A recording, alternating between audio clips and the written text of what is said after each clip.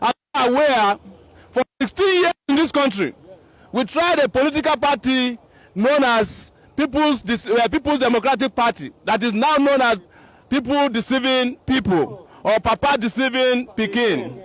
Then we move on a few years ago, precisely some 18 months ago, another political party known as the All Progressives Congress, that we now know as All Present Criminals.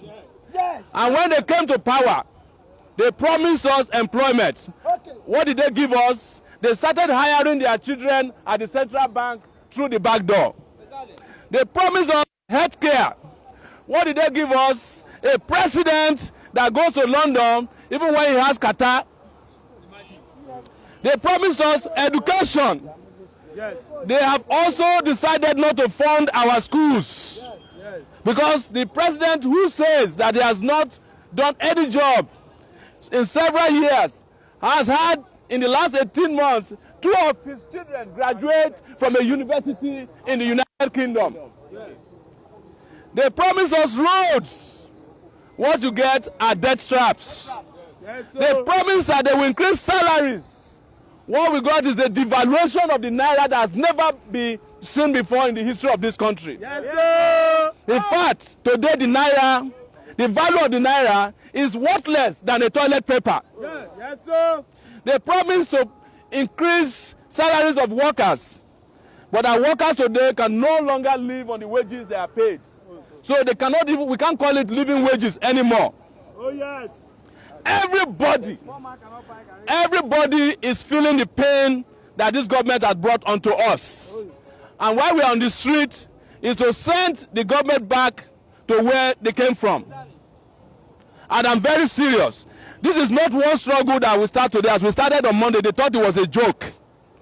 And we did it today. This is just a small portion of the people that protested today. Thousands of Nigerians protested today. We had at a point a lot of policemen, but now it got to a point the policemen were themselves overwhelmed. But let us also tell the policemen that they are also suffering. Because between us and the police, we go to the same market. Between us and the soldiers, the Mami market does not have a different currency. Yes. Alomo costs the same inside Mami market as it costs in the regular market in Ketu. Yes. The same thing happens to tomato, gari, and all other staples that we manage with in this country. Rice has now even become, it has become gold in this country. The other day, the president, the vice president, the acting president called a meeting, the most stupid meeting I've ever had before, of people, a committee to look into how to provide food. For God's sake, if you don't have food, you fucking create farms and grow food. You don't set up a committee of pot-bellied politicians who will still be sharing sitting allowances that could have been used to help ourselves. But what is the most cardinal point of this government? The government tells us they are going to be fighting corruption, right? Yes. And what are they doing? This government, in fact, is participating. The government has codified corruption in the DNA of Nigeria. Most members of this regime are involved in monumental corruption. The Senate President of Nigeria is one of the most corrupt people you can find in any place in the world. Yes. In fact, on my way here, it has just been discovered again that 2.5 billion naira was traced to his account from deductions that were sent to governors and states from the Paris Club refund. And each governor has stolen 400 million naira already from that deduction alone. And that is why you wonder sometimes who the policemen should be after. Is it the criminals? Is it the criminals or the Nigerians that who are suffering? And we are glad that you are walking away, but you should not walk away. You should come and hear from us. You understand? You should come and learn about your socio-economic conditions from us. Because your DPO will never tell you. Your area commander will never tell you. Your commissioner of police will never tell you. And the bank manager of the Nigeria Police Bank, that is the Inspector General of Police, will never tell you the truth. So, our people, we are calling on you not to relent until we achieve victory. victory is certain if we continue our struggle. And this struggle we are continuing, that we have just started, is bound to consume even the government that claims to be a child of a struggle. As you have heard, when we started the struggle, they were telling us that we needed permission to march on the streets of Lagos and elsewhere. And we said to them, it is our right to march anywhere we want. They prevailed on their musician to pack, Two-Face. And we brought over our own One-Faces in thousands, and they all ran away. And of course, we brought Charlie Boy as well, who is not here today because the man is 65 years old. But he has been doing this struggle since Monday. But let me tell you, this is very important. This is a struggle for the young people of this country.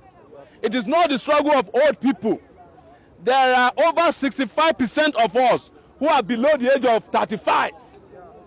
That is over 100 million people. Please, do not be afraid. It doesn't matter whether you are from the east or south, or the northeast, or the north central, or the southwest. All those things are just socio-political, geopolitical divisions to confuse you. When they want to steal, there's no south-south, there's no northeast, there's no north central, there's just one central of thieves in this country. So we want you not to relent, and don't be another thief. And you now have to choose between two thieves. We don't even know if our president will make it in 2019. When people say that the man is sick or is dead, I don't care. Because this is not the first time Nigeria will be ruled by a dead person. You know? Yar'Adua was dead for several months. Nigeria was going on. So when he was around, what was he doing for us anyways? So that is why you should even not be distracted by the discussion about whether the president is healthy or not. There is nobody who is healthy in power in this country. A lot of them are physically handicapped. And most of them are mentally insane. Otherwise, how do you steal money that you can even not spend? How do you buy expensive cars and you forget the roads upon which to drive them? How do you have kids and you forgot schools to send them? How do you know that you become sick and you forgot to equip hospitals that can save your life when it's very important? And how do you know that you'll be hungry and you refuse to grow food? That is Nigeria of today. Again, this is going to be one of my longer speeches. Now, I'm not going to be talking too much. It's going to be action, action, action. Thank you, my people. Sir.